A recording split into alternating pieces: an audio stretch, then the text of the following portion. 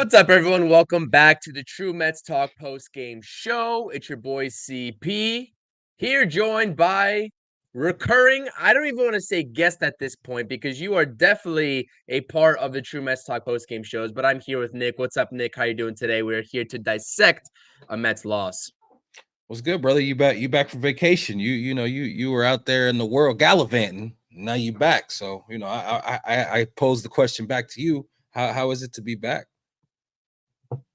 Oh, it's great to be back talking Mets baseball. I was on a week-long road trip vacation. It was fantastic to take some time off of watching baseball in general. Did not watch the All-Star break festivities, but as you see here, we're getting off on the wrong foot. So I appreciate you asking me that. And a rough game it was for our New York Mets, dropping the first game back of the second half by a score of 6-4. We're going to get into everything that you all need to know regarding this loss to the Miami Marlins. As always, we appreciate everyone being here in the live chat. Keep dropping your thoughts and opinions down below.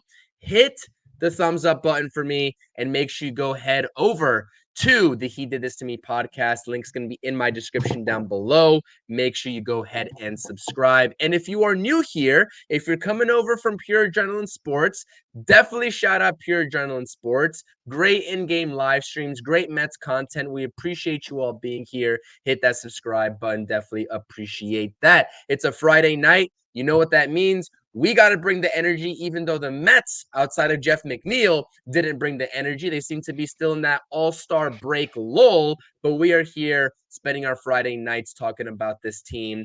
And you know what? I'm just going to go ahead and start off with the pitching because Sean Manaea definitely had something to do with this loss. He looked flat. He looked like he didn't have his best stuff tonight. And this is a pitcher in Sean Manaea that we have seen over the course of his last maybe 3, 4, 5 starts bring his A game. And he's been fantastic. And he definitely ended the first half on a high note. But in today's game, only fared 5 innings, gave up 8 hits, 5 earned runs, only 1 strikeout. That put away pitch, that bending sweeper that he usually possesses was not working whatsoever, was not fooling anybody, and they were hitting the cover off of the baseball on Sean Manaea. But before we talk about that, I just want to give a little bit of a PSA, a public service announcement to everybody. StreamYard, for the time being, has banned streaming over on X unless you have a premium X account. So this is only being streamed to YouTube. Apologies for that if you usually watch over on X. Hopefully this makes its way out to the X viewers, listeners, etc. I will work on trying to get these streams back over to X, but we are only on here on YouTube for the time being. But anyways, that's besides the point. Nick, what did you make of Sean Manaea's performance today? Obviously very sloppy. Don't really know why Sean Manaea was on the mound first and foremost, because Luis Severino, you would think, gets the ball in the second half with the first game, but obviously Jose Quintana is dealing with a little bit of a fever. He's a little sick.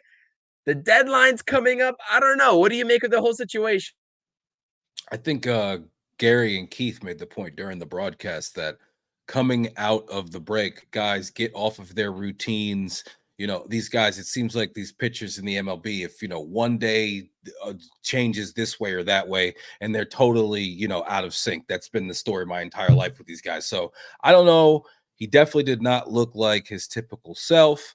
And overall, the pitching. I mean, even Nunez didn't look like his typical self. Today was the bizarro world where, Nunez and Manaea look terrible, and Jeff McNeil is the one keeping us in the game.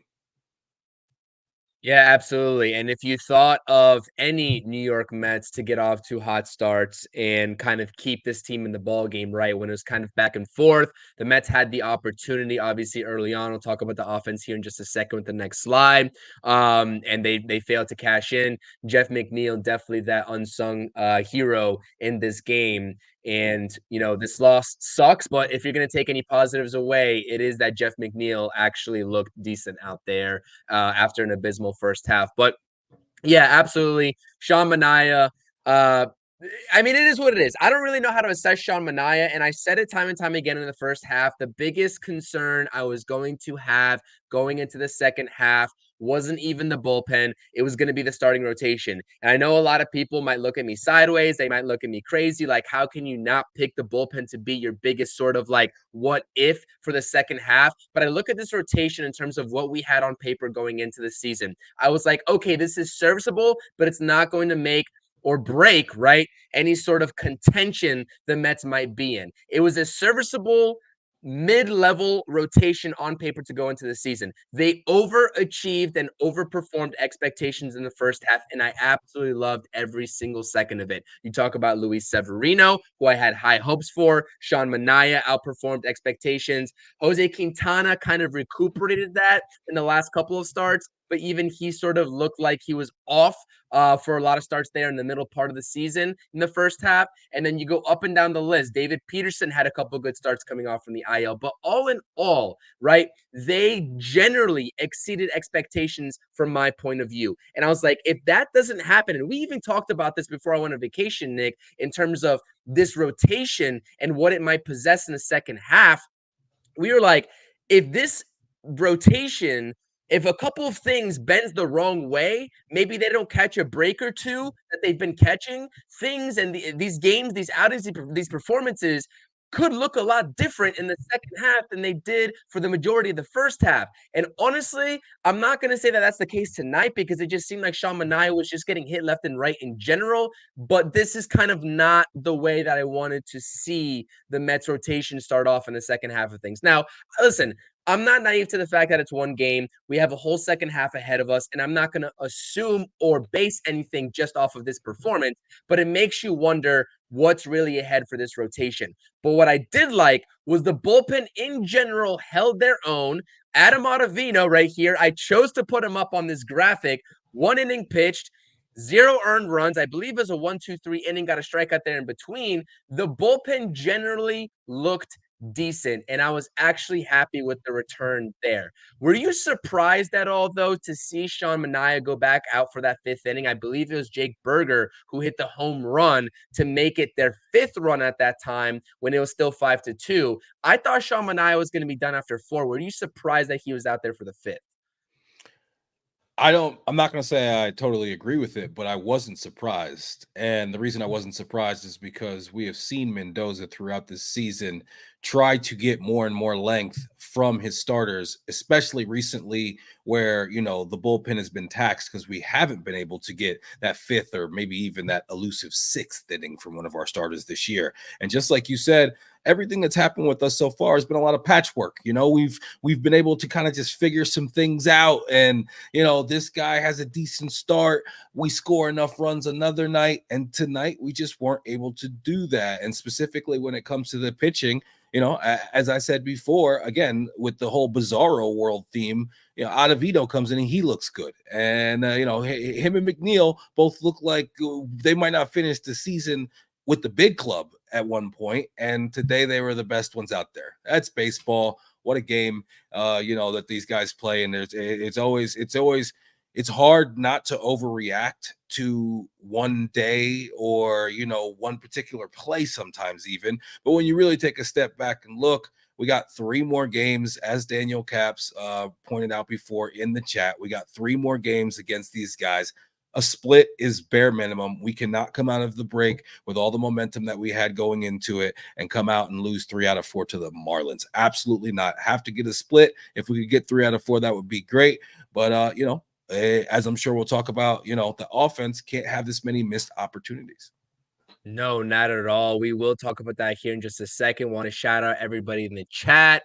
Thank you all for being here. Hit the thumbs up, Bruce, James, Charles, everybody in the chat, Seeley, Robert, Daniel, everybody. And I want to shout out Pure Adrenaline Sports. Absolutely. The team did not show up to start the second half, and that is the bottom line. Both, in my opinion, on offense with those missed opportunities that we'll talk about here in just a second, and also just the starting pitching in Sean Manaea, who I will give a pass to. I don't like to give passes because this team is in the middle of a playoff race. But like I said, he has been pitching his ass off so far this season. We'll see what his value holds for the second half. We'll see what his role is on this team in the second half. And quite simple, just to round out the pitching side of things, I have stuck with my word over the last couple of weeks, especially in my talks with Rob on the pre-games and any post-games that we do in between myself and Rob, that one of these lefties is bound to be traded at the deadline, whether it's Manaea or Quintana. I'm not saying that this is a new take based off of this performance, because it's not. But I've been saying this. If the Mets are going to go out there and do something and they're going to maneuver this roster around, one of these starting pitchers is going to have to be expendable, and it might just be one of these lefties. I don't know. Like I said, it's not based off of this performance at all. And it seems like you want to fight me on that take, Nick. So I'm going to let No, you. I just have a question for you. I just have a question for you because Sure. what everybody is saying is that we're going to go to the 6-man rotation when Senga comes back, which could be as early as next week. So if we were to get rid of one of those two, who is the person that's stepping in? And keep in mind, Christian Scott is, on a crazy innings limit. He threw 87 innings last year, and they're clearly babying him as well. Who, if we are going to deploy the 6-man rotation, how do we do that with no Manaea or Quintana? I mean, you're not going to like the answer, but I think the answer probably starts with, well, it starts with a couple guys. Jose Butto is definitely one of those guys. And you might have to look at bringing Tyler McGill back up. I know nobody wants to hear that. I know nobody wants to hear that. I'm higher on McGill than most. I don't know. For some reason, I have a soft spot for him. I don't even have a really good explanation for it. But when it comes to Butto, you need the longness of Butto. Pause. If you're going to baby Christian Scott for the rest of the season. No, I agree with you. And that's kind of what's like irking me in terms of this whole process and talking about it, and not to overtake this entire stream with deadline talk, but it's actually very valid when you look at what's transpired tonight and what they might do. And we talked about it on the pregame show tonight. If you missed it, we had a whole deadline conversation. Make sure you go check that out after you're done listening to us here. But yeah, let's just do a improv like rotation lineup when Kodai Senga comes back, right? A rotation projection when Kodai Senga comes back. You got Kodai Senga as 1. Let's say you have Luis Severino as your 2. Let's say, for me personally, I'd keep Sean Manaea over a Jose Quintana because I'm not enamored with Jose Quintana, especially down the stretch, even though he's been pitching better recently. So let's go Sean Manaea as your 3, maybe Christian Scott as your 4. You'll have David Peterson probably as your 5, and then you'll round it out, like you said, like I said, with one of the righties, whether it's Jose Butto, whether it's Tyler McGill, or anybody else in between that they want to bring up for the minor leagues, like that would be your 6-man rotation. Now, like I said, I'm not saying that it's necessary.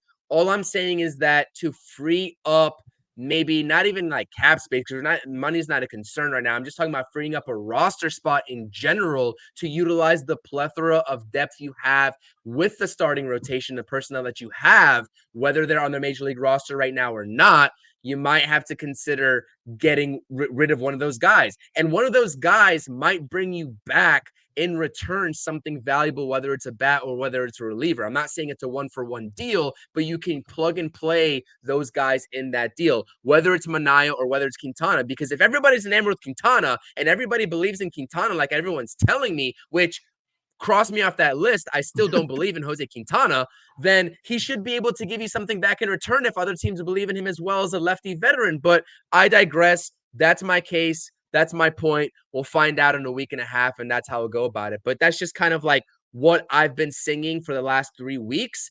And I've got some pushback on it because, like, there's no one size fits all answer with this Mets deadline. We don't even know the true identity of this team, in my personal opinion. So, how could we have any opinions about which type of assets we're going to go after in this deadline? Whether they're going to be the A tier guys or the B or C type guys, and maybe depleting the farm system, which I'm sure David Stearns doesn't want to do, whether you're a prospect hugger or not. I just don't foresee that in the Mets' future this season. Anyways, regardless, we'll have plenty of deadline talk. We'll talk about it with Rob. We'll talk about it with Nick, because I truly think as the week progresses, maybe over the next 7-8 days, we'll, like, with what the Mets produce, and it's not off to a great start after tonight, we will get a better understanding of maybe where the Mets might go with a bunch of different names floating out there. You talk about David Robertson. You talk about maybe, I don't even know. I don't even want to speculate anymore. But there's a lot to talk about the deadline. A lot of pitchers, a lot of relievers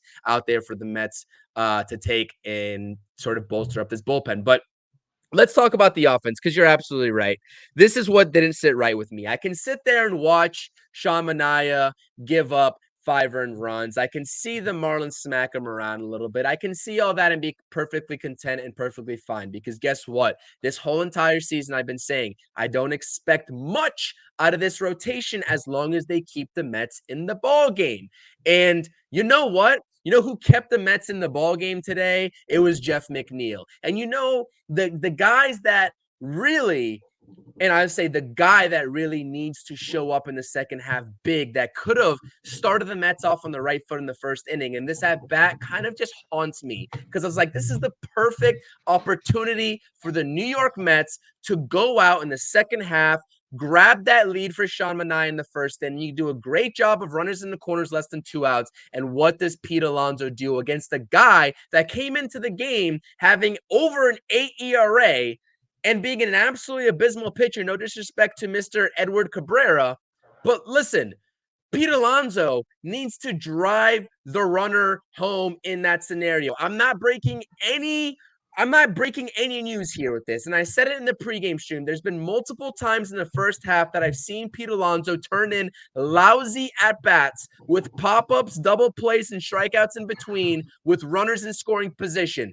Do your homework on Pete Alonso this season. And I am one of the biggest Pete Alonso defenders you might ever meet, because I do think that he does get a little bit more disrespect than he deserves, but his runners in scoring position statistics right now, being in the middle of that order with prime opportunities like that presented themselves in the first inning today, came up, and he cannot deliver. He's hitting below 220 with runners in scoring position. The OBP, scratch the OBP, the OPS and slugging with runners in scoring position are abysmal. It's just been an absolute disaster with Pete and with runners in scoring position. And I just don't know what needs to change because he's been sawed off. His bat broke 2 times today. He's late on the inside pitches. And I don't know if he's not seeing the ball. I don't know if he's second guessing himself. I don't know if his swing mechanics are off. Something's off of Pete Alonso, man. What are you making of Pete Alonso? Because obviously I'm ranting too much into this because this guy is actually frustrating me right now. Listen, man, I echo your sentiments. I'm a huge Pete supporter. I was talking shit to my dad yesterday. Even in our last episode of our podcast, we had a whole thing where I'm talking about how he's gonna break out the second half.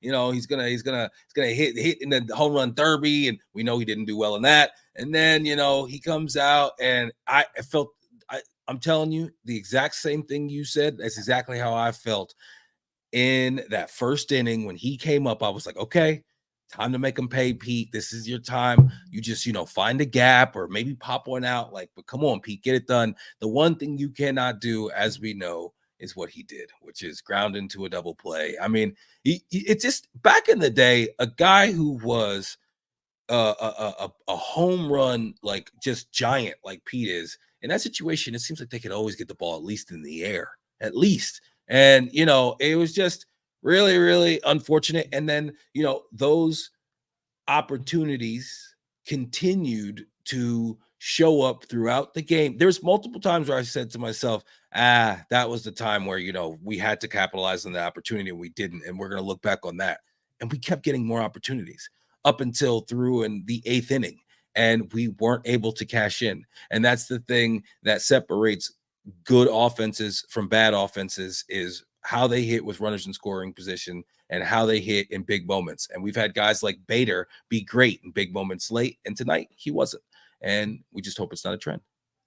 Yeah, 100%. I mean, there's really nothing else to say with that. You see here on your screen, runners in scoring position tonight, not great. We just talked about Pete as an individual player and his failures with runners in scoring position. The Mets were 1 of 7 tonight, 1 for 7 with runners in scoring position. JD Martinez couldn't get it done. Pete Alonso couldn't get it done. Harrison Bader couldn't get it done. And you know what? The only guy that did get it done was Jeff McNeil, going 3 for 4 with a home run and 3 RBIs. Actually, 2 home runs. Scratch that, because I don't know where that second home run came from and that sort of pull power that he all of a sudden developed. But yeah, it was an abysmal performance. And this is the one thing that I think the Mets, during their sort of incline, after the players meeting and the lineup looking better, the offense looking better, it was flowing, and they were producing those timely hits. And I'm not saying that what we saw tonight is going to be a trend moving forward. I'm not saying that or sort of insinuating that at all. I'm not. But it's frustrating because you want to get off on the right foot in the second half. You're in the middle of a wild card race. There's really no margin for error. And it just seemed like a team that perpetually gives the Mets trouble. And that was the Marlins' fourth win in 7 tries, according to the booth tonight, against the New York Mets this season, has always, and this is not just strictly this year, the Mets have always struggled against the Marlins. And it just seems to be like that is the team that is the biggest thorn in their side, and it just continues tonight. So you hope that the rest of this 4-game set in Miami doesn't continue with that, because the Mets have been great about winning series. And my biggest fear coming into tonight was the lack of momentum with this all-star break that they had. And I know that a lot of people would probably scoff at that idea, but when you get rolling, you're playing every night or almost every night. You go out there, you find a groove.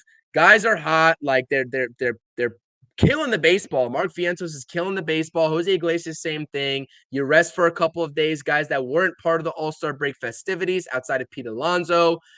You just hope that it doesn't continue. You hope that it doesn't become a trend. And that is the biggest fear that I do have going into the second half. But if you're a good team, like the Mets have proved that they might be, and I say might because, like I said, we're still trying to figure out the identity of this Mets team, even with the recent success, even though that they found the power to go a couple games over 500, we want to know that this is going to be sustainable success.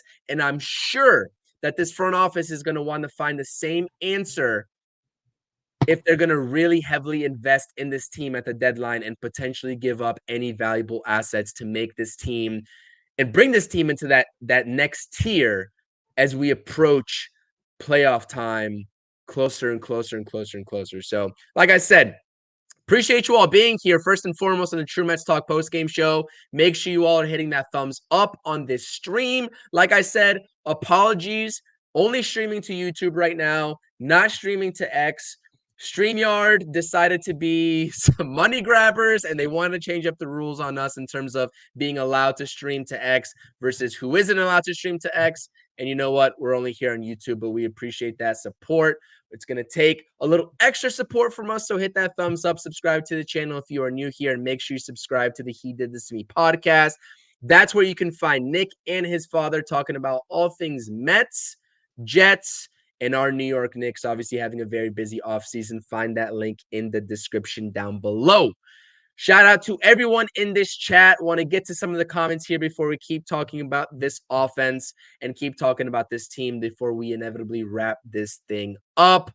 Jay is saying to evaluate this team after the Braves series. And obviously, Kodai Senga, and the news that Kodai Senga is approaching being back and could potentially be back starting for the New York Mets at the major league level in that Braves series is absolutely huge news. He's going to throw between 80 to 85 pitches, I believe, here soon in AAA Syracuse. So that should be a great boost for the Mets. But this is a great point because I really do think, even though we are only 12 days away, give or take, until the deadline commences, and the Mets have to make their final decisions on who they're bringing in, who they're sending off, etc., to bolster this team. They still, like I said, if you don't know the identity of this team, you don't know how much you want to commit to this deadline in terms of assets you give up. David Stearns and the Mets front office might try to buy themselves more time, maybe more time than other teams need to pull the trigger on certain trades, and maybe do so at the 19th hour, 20th hour, etc. So what do you think in terms of just buying themselves some extra time, perhaps at the expense of maybe the tier A guys going to teams that are fully committed to competing here in 2024 and being contenders, maybe making some moves earlier than the actual last minute deadline? I don't think that we see a lot of action or anything super significant from the Mets at the deadline. And it's for a lot of the reasons that we've already detailed and some that you just highlighted. Those being the fact that like we're not like, okay, really, let's go for it. This is a World Series caliber team. Okay. But we're also not at the point where it's like, okay, let's sell and get rid of everybody. And it's hard to do that sell thing 2 years in a row with the New York team. In addition to that, I think that when you look at like the Minaya Quintana situation, I think we don't get rid of either of them because we realize that we're probably going to need that other lefty out of the bullpen, especially if we get into the postseason, and that can now be Minaya. So I think there's so many different things that we need to see play out, and we're right there in the middle, and not really, a team that should really go for it or a team that should sell. And I think that all leads to a perfect storm of a pretty quiet deadline. Yeah, absolutely. I can see the Mets being buyers 100%, but it's not going to be that all-out type of deadline that a Like lot of a fans are relief going to be pitcher or pissed something off. like that. Like, you know what I mean? Like a Yeah, relief pitcher, I could see like, yeah. and not like you said, a guy, a B guy, and somebody that come in and could lengthen out that bullpen a little bit, especially depending on, listen, if Ottavino looks great for the next week and a half, that changes everything as far as your thought process. But like, it's just, you never know, man. But I do think it's going to end up being a much to do about nothing when it comes to what Stearns decides to do leading up to the deadline. Yeah, I'll be shocked if they go all out in terms of trying to get those top tier guys. I don't think that they're willing to deplete this farm system. We'll see if we're wrong.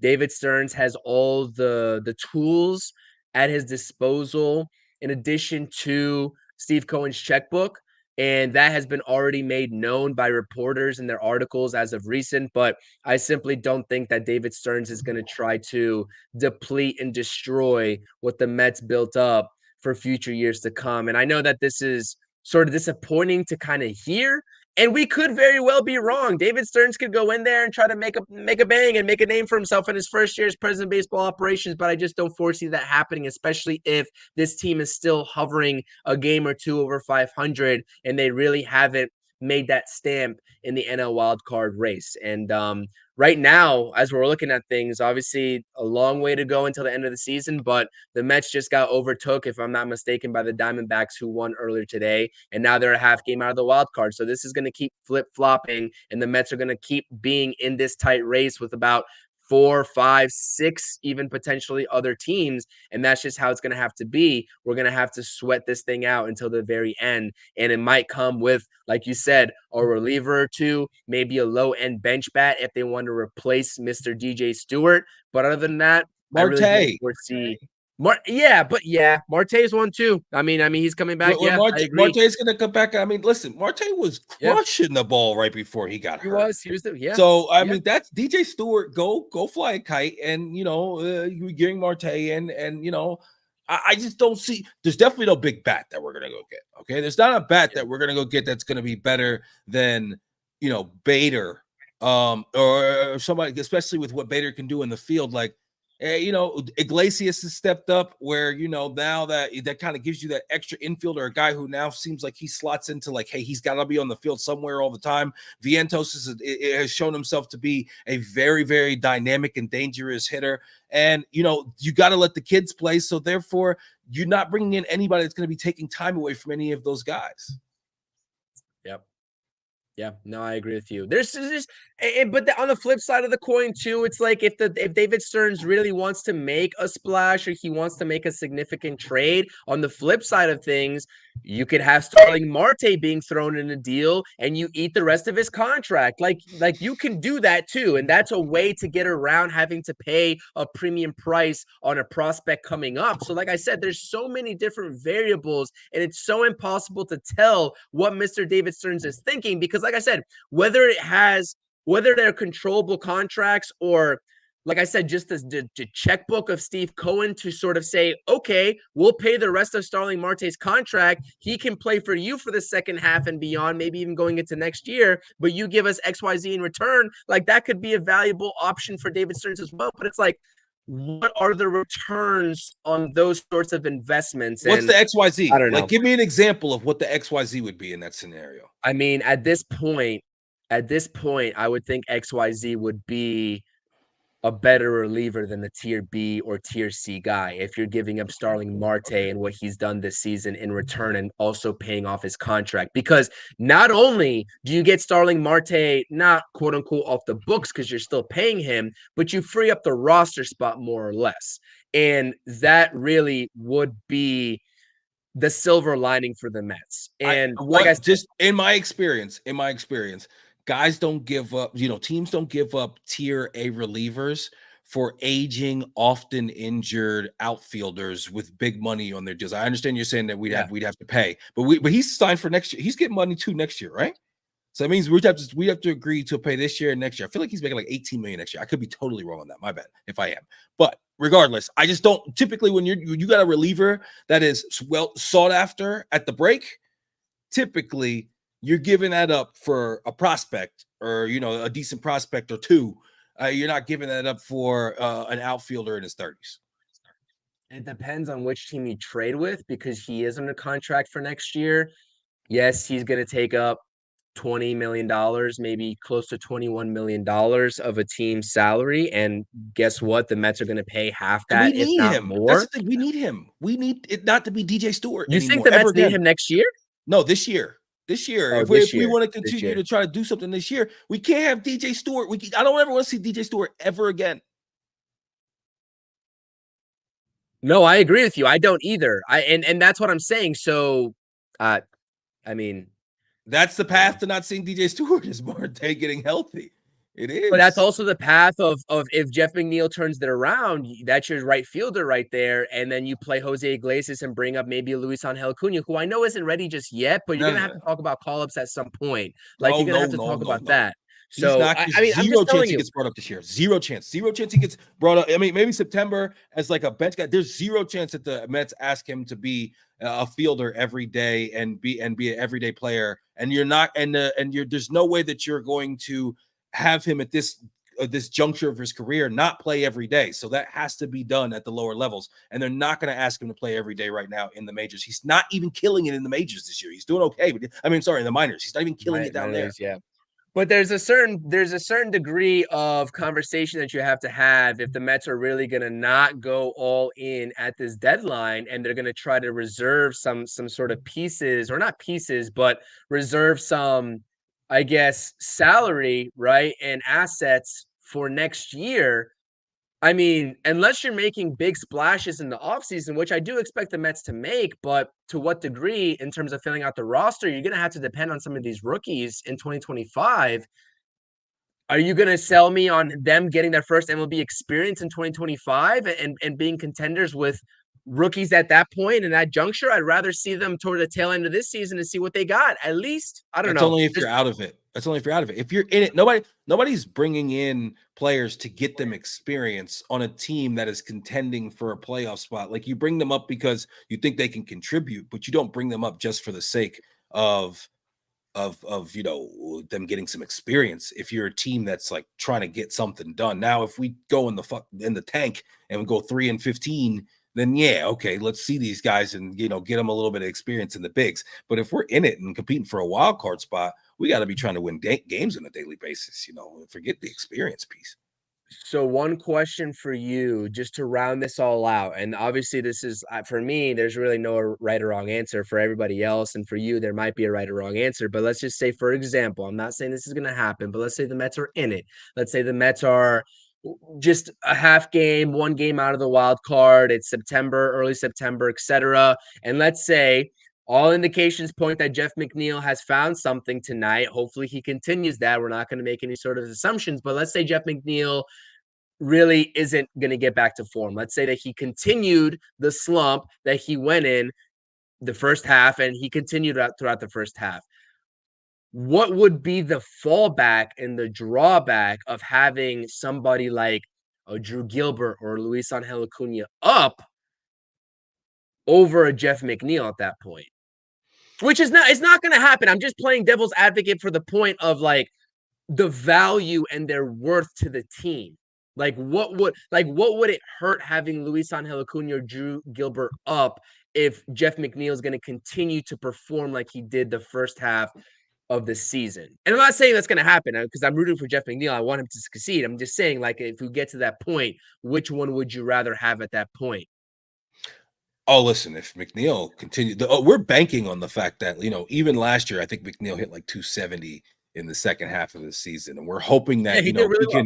he can have a return to something close to what his mean typically is. And if he continues to be the guy that we saw in the first half and not the guy that we saw tonight, then yeah, at that point in September, once there's no more AAA being played, then sure, bring these guys, bring one of these guys up and give them a spot. The rosters are expanded at that point, and they don't have a place where they can play baseball every day. I'm saying as long as they have a place where they can play, I'm specifically Luis Angel Acuna, as long as he has a spot where he can play baseball every single day, that's always where the Mets are going to have him at this age and at this point of his career. They're not going to bring him up and have him be a sometimes player with the majors. And like I said, he's not crushing it in the mind. It's not like he's like, oh, we got to call this guy up. He's not. I honestly don't think that we'd be having this conversation at all if his name wasn't his name. Yeah, which could be the case too. This is why I honestly, like, no disrespect to Luis Angel Acuna, like when they brought him over, I was excited because I think that it was a steal of a trade for the Mets, given what they were kind of giving up and the return that they were going to get for a declining player. Let's call it for what it is.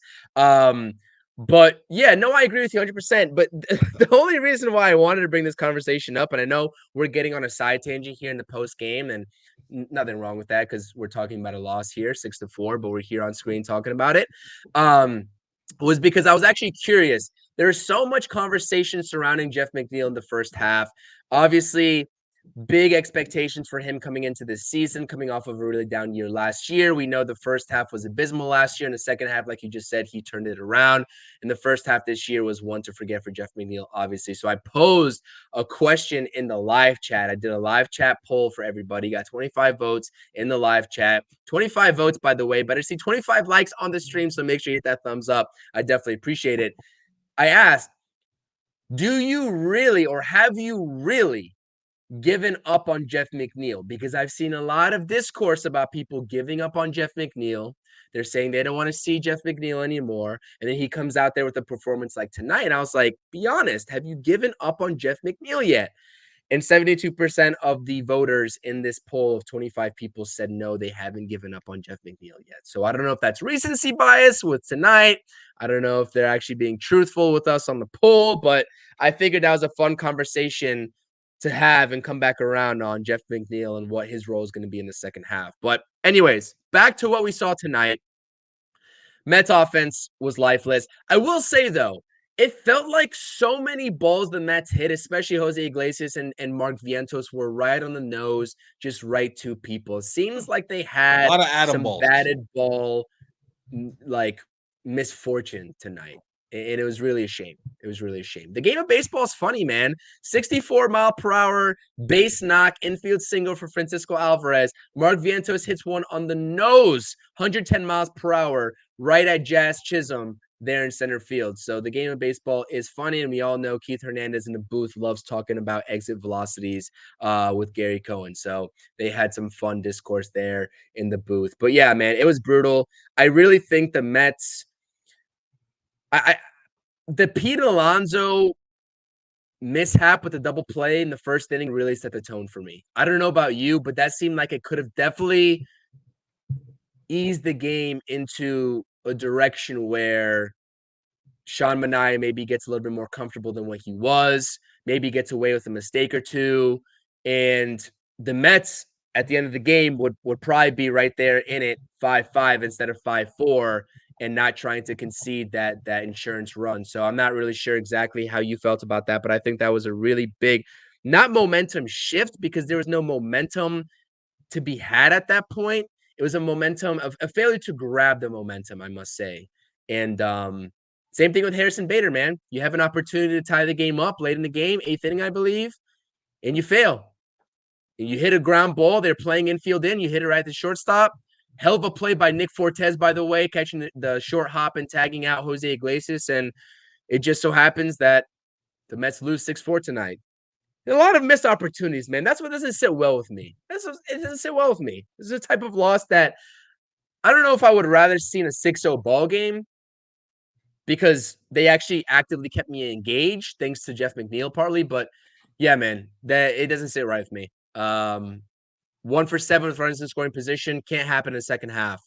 Like when you have this is what I'll probably end with this offense and this whole conversation surrounding the Mets. Going into the second half, I understand starting off with kind of a lull and starting off slow, maybe a little bit of the all-star break hangover, so to speak. But when you're actively, let's call it for what it is, the Mets are not one of the best teams in the NL. When you are actively trying to fight amongst six, however many teams, 5 teams in the NL for that last wild card spot, you really can't have games like tonight. You really can't. And the thing about it is that if we had mitigated a couple of close losses, games that resembled a game like tonight in the first half, I'm talking about 5, 6, 7 games where the Mets gave up, right? In the tail end of the game, 7th inning, 8th inning, 9th inning, didn't cash in opportunities late in the game. We could be talking about a whole different season right now. We could be talking about the Mets potentially being over the Braves and having a better record than the Braves. Who would have thought? But so many missed opportunities so far in the season, and I just simply don't know if the Mets are going to be able to sustain that type of play in order to put themselves in a position. Now, like I said, I don't want to jump to conclusions, but like I said, the opportunities, it's small ball, Nick. It's small ball to me. And I really want to see, especially the middle of the lineup, succeed better with runners in scoring position. And doesn't mean getting base knocks left and right when there's runners in scoring position with less than 2 outs. Like you said with Pete Alonso, all we're asking for is just hit a sac fly for us. Get that runner in the first inning. It might just win you a ball game when it matters late in clutch time. Late in the what floor are you on right now? What floor are you on? Are you on the first floor? Are you on the second floor? You're not. There's no. You're not too high, right? Like there's no open windows or ledges or anything. There's no planks Nah, on the man. floor. Right? Nah. Take it easy, man. It's one game. Jesus. Hey, yo, listen, man. Does Pete need to be better? Yes. Did he have all the opportunity to be able to get this second half kicked off on the right foot and be able to, take us run us right up into the playoffs and get himself a fat contract? Yeah, he did that. Has JD sucked recently? Sure. Did Bader blow it? All those things. Mania didn't look that great. Nunez didn't look that great. But Ottavino and Squirrel both look great. It's baseball, man. Take it easy. It's one game. We win the next 3 and you won't even feel any type of way. In the last month alone, we were red hot, then scuffled for a while, and all of a sudden everything felt like the world was falling again. And then we finish somewhat hot and we feel great going into the break. It's a long season.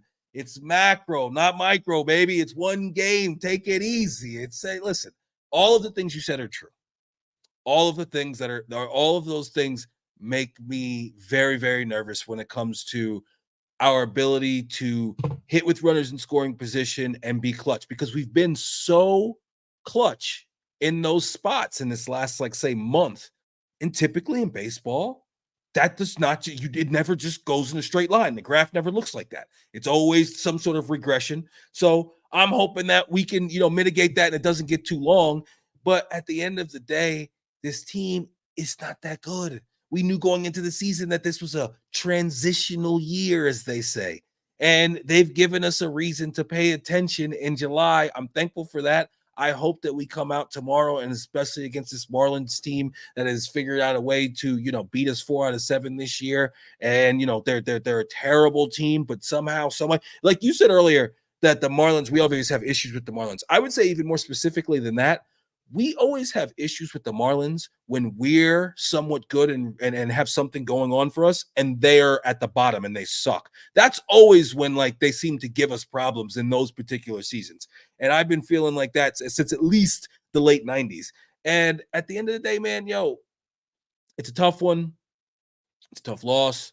We scored 4 runs. We didn't score 0. It's not like we just didn't do anything on offense. We had a lot more opportunities. We had a lot of atom balls, as you said before, where we smoked the ball right at a guy. And at the end of the day, let's just relax. I know you're not a Jets guy, but as you know, the Jets quarterback has said to his Green Bay fans at one point, RELAX. Yeah, no, I agree with you 100%. Listen, as pessimistic as my rant probably You sounded sounded, like you needed a hug just now. I'm just saying. yeah, honestly, I got to get back into the groove of things. I forgot that it's 162 that we're playing and not just flat out 100 games. So, yeah, no, 100%. I agree with you. I just like whenever I watch this team, I just get enamored by the processes, and the processes have been so good with this Mets team prior to the All-Star break. It's just kind of like a back of the mind fear for me of them going back to the old ways prior to that players only meeting. So I just don't want to see that happen. I That's figured going to I might happen as for a well. stretch during this season. That's going to happen for a stretch during It's the going to season, happen. no Yes, matter what. correct. It's going to happen 100%. I just needed to get off my chest because when I see a game like this, I just don't want it to snowball. That's what I don't want it to. I don't want that to happen. So I think everybody's on the same page here. I think that all in all, to be fair, the Mets have given us a reason to give them the benefit of the doubt. And despite what I said on this stream tonight, right? Calling a spade, because what I said in this stream right now really, like I said, it's not groundbreaking news. I'm not groundbreaking any sort of news. If you watch the Mets tonight, you know what they did wrong. You know what they need to fix, and as do they. But I figured I'd just get it out of the way. Listen, I'm coming back from vacation, for crying out loud. This is my first post game after my vacation. Oh man, I needed a rant. Listen, this Mets team, though, I will say they're going to have maybe about a week, 7 days, 8 days maybe, to prove to the front office that they should potentially get more than just one reliever like both of us think they might just go out there and do and settle for this deadline. There's something to be said for Brandon Nimmo and the rest of this core. And one of those guys, very important guy, in that core heading to free agency, getting some help surrounding them because this might be the very last time that this core plays together. It might be. I'm just saying. It might be. I'm just saying, Nick. The optics last year. Let's before we end this stream, I just want to kick it back to last year because I know no one wants to have this conversation. I understand that. This doesn't have anything to do with the loss tonight. Zero. The Mets could have lost this game 10-0 and they could have won it 10-0. I would have still been saying the same thing on this stream, I promise you. Last year, when the Mets traded Max Scherzer and David Robertson and Justin Verlander, Brandon Nimmo was very vocal, as were a couple of other guys on this team. They were very vocal about their displeasures of what transpired at the deadline when the Mets were in a worse off state than they are right now.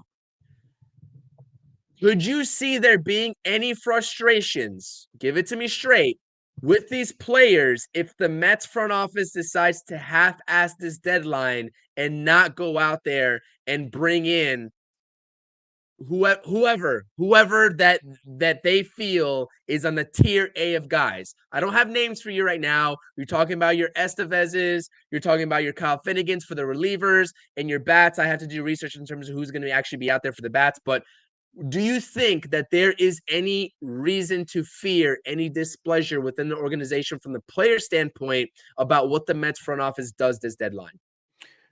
I think that the players would only be disgruntled if we sell. If we don't buy aggressively, I don't think that that's something that will, have guys feeling some type of way. I think that if we were to say trade a Pete, and Pete's really the only one I see that's like the if we're gonna sell, then we trade Pete, and that I think would be met by just great disappointment by all Mets fans and everybody that plays on the team, because as much as he has struggled, the guy still got friggin' a chance to have 40 and 100, and he seems like that is not just very doable, but something that he does with ease most years.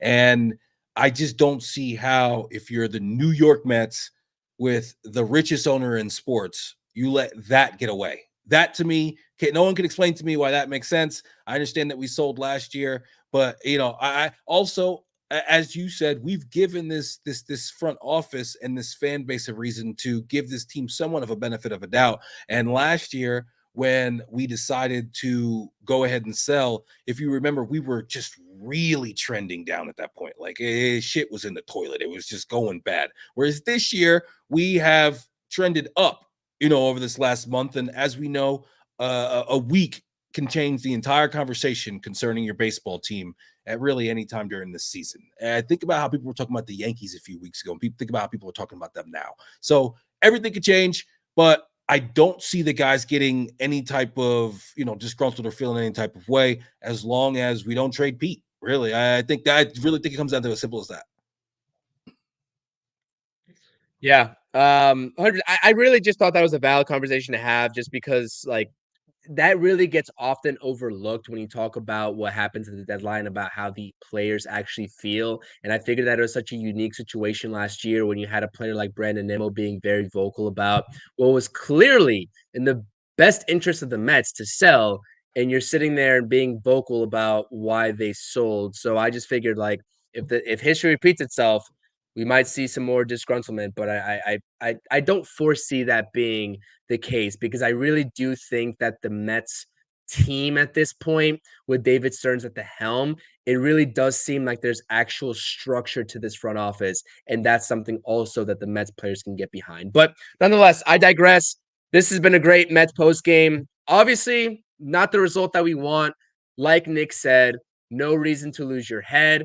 I needed to get some rants off in this post game stream, so I apologize about those rants. Actually, I don't apologize because I love to speak my mind. But I will say, despite everything that I said, despite maybe some things to watch out for in the second half, right, with this Mets team, whether it's good, whether it's bad, we're going to pull the positives where positives present themselves. Jeff McNeil is well on his way to having a great second half. It's one game. You got to take it one game at a time if you're Jeff McNeil, but you hope that something clicks just like it did in the second half of last season. Everything else in between is learning opportunities. The Mets, middle of the order, Pete Alonso, come through in the clutch, right? Not even the clutch. Just runners in scoring position, and the Mets will be good. The Mets will be good at that point, and I won't have to go on any further rants. But like I said, this is just the tip of the iceberg in terms of what we're going to have to actually deal with in the second half. A lot of baseball left to be played. This has been the True Mets Talk postgame show. Hope for a better result tomorrow. Perhaps a pregame stream with Rob and myself. TBD on the postgame stream. Appreciate everybody that was able to join us here tonight on your Friday nights. Gonna try to get this X situation figured out in terms of dual streaming back to X, just like we have done in the past. Nick, final thoughts here as we head out. And before, actually, I'm just gonna just shout out some people here real quick before we get to final thoughts. Stanley, appreciate you. James, I believe you said that you subscribed earlier to the channel. Thank you so much. I appreciate it. Daniel, longtime supporter of this channel. Appreciate you, Pure Adrenaline Sports. Make sure you go subscribe to Pure Adrenaline Sports if you haven't done so already. Charles, Sealy, everybody in between. JB, thank you so much. Darren, I appreciate you. I see your comments. You're absolutely right with Jeff McNeil. Struggled in the first half, picked it up in the second half, like Nick said. Thank you so much for being a part of the stream. Final thoughts here, Nick. Take us away. Come out tomorrow, try to get one. I am an eternal optimist. That's the only way that you can make it through life when you're a Knicks, Mets, and Jets fan. And as much as I always want to be that guy, need to see something. Need to come out tomorrow. Bats need to get it done. Need to get big hits in big spots. And I have faith that we will. It'll be very interesting next couple weeks, and then we'll see exactly what we're riding with to end this, end the season. But yeah, man, it's gonna be interesting. Tough night tonight. Stay away from the windows and the ledges and things like that. CP, it's not that serious, and also there's no apologizing in podcasting.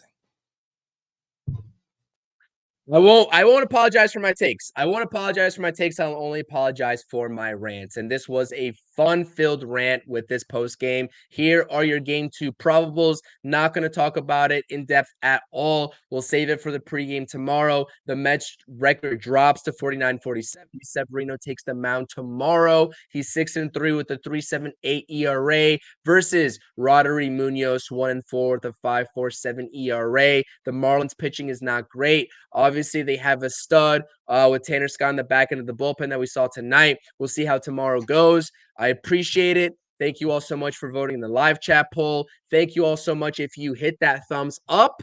Check out the pregame stream as well. Check us out tomorrow on our streams, whether it's on my channel or on Rob's channel. Thank you all so much. A lot of baseball left to be played, and baseball will be played. And I believe, like Hector from Washington Heights, Blunt Thoughts always says, if there is a game to be played, there's a game to be won. I think that's how it goes. Anyways, peace. Thank you for watching the True Mets Talk podcast. Make sure you're tapping on that notifications button and checking out all the latest content on the channel.